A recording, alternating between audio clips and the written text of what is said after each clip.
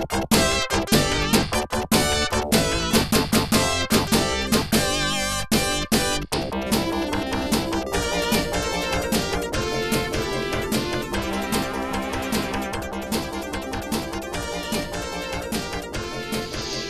so in this video, we're going to begin to visualize, right, our motion. So before we kind of just like did a little description. So now let's talk about the visualization. So for us in physics, graphing is how we visualize, right? So graphing allows us to visualize the motion, right? So what's going to happen is we are doing position versus time graphs. So what that does is it puts time on the x-axis, which, if you remember, is our independent variable, right? So this is independent of what's happening. It's just what we start, and then we let everything else happen because of it. Position is going to be on the y-axis, okay, and that's going to be our dependent variable. And so again, the way you label graphs is that it's independent, or sorry, dependent versus independent. Okay, so our dependent variable is the one that depends on the independent variable moving. Okay.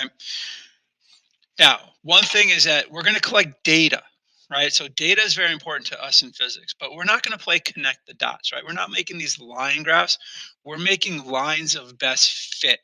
And the AP test will test that on you, right? So some of the questions that we talked about will focus around lab and lab analysis, and you must create the line of best fit. Now, sometimes this word line confuses students because, like, oh, it has to be a line. But there will be times when you'll end up with a curve. But we'll also talk about video, or I'll do a video talking about the linearization of data. Okay. Now, velocity. So when we look at specifically position versus time graphs, right? So velocity, if you look at, remember the equation, so it's velocity is delta x over delta t. This here, because of the delta, it looks like a slope from math, right? And slope, if you remember, is rise over run, or your delta y over delta x. Well, in physics, our y is our position. So what is change in position? Displacement. And our x axis is our time. Well, there's your equation for velocity, right? So velocity is the slope of a position versus time graph. That's very important because we can look at how these are, sloped and slanted to determine in what's fast, what's slow, what's going positive, what's going negative. Okay. Now, at this point in the time, our position time graphs, or our PT graphs, they're just going to be straight lines because we're focusing on constant velocity. So velocity does not change with respect to time. That's later. Okay. But if we look at this picture, we can look at some descriptors, right? So A will have a negative velocity. Why? Because it has a negative slope. Okay. What does that mean? Is that it's either heading towards the left, right? So if this is our motion, right? So our object is starting here, moving to the left, okay? Heading in the negative direction because it has a negative displacement. B is a slow positive, right, velocity. Now, D would be your fast positive. Oh, sorry, I got those backwards. I apologize. Those are definitely backwards.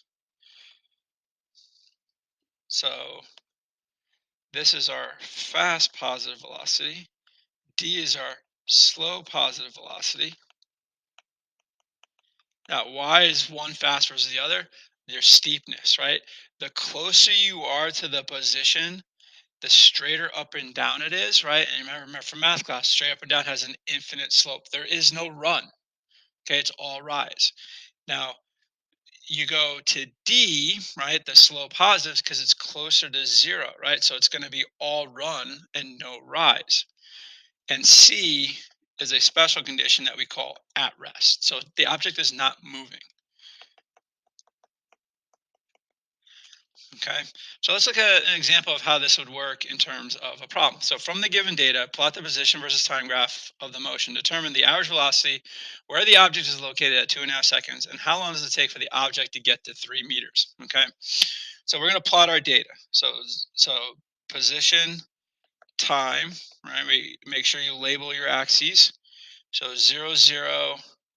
Oh, sorry. So 1, 2, 3, 4, 5. We need our scale. 1, 2, 3, 4, 5. So I'm going to go 1/1 up a half, over 2 up 1, over 3 up a 1.5, over 4 up 2. Okay, over 5 up 2.5. Let me change the color. Right? And so this is pretty easy because our line is just going to be a nice straight line. I know it's kind of crooked. Okay. So now let's find the average velocity. Well, the average velocity is easy. We're going to find the slope. So here's our last point. Here's our first point. We're going to do rise over run. Right. So V is going to be delta X over delta T. So we're going to do 2.5 minus 0 over 5 minus 0. And so our average velocity is going to be 0.5 seconds, right? And that's just simply the slope of our graph. Now, where is the object located at 2.5?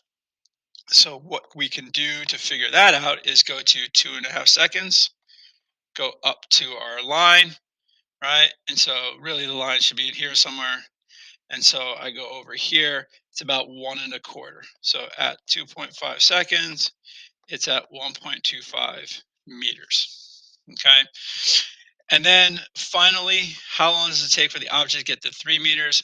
So we're going to kind of do it the opposite way. Oh, I got these backwards. Sorry. This is our position, right? And this is our time. I apologize for that. I did do part B correctly though. All right. So here's 3 meters, right? And we're going to kind of go over to our graph. So it should be about here. And so it takes so um, 3 meters is going to be 6.0 seconds, right? Because this would be 6 seconds. So part B is what we call interpolate, right? Because it's within the range that's given to us. Part C is something called extrapolate the data, which means we're going to predict where things are. Okay. Now, what we could have done this a little bit easier. We used our graph, but in the next video, we're going to start looking at equations for motion.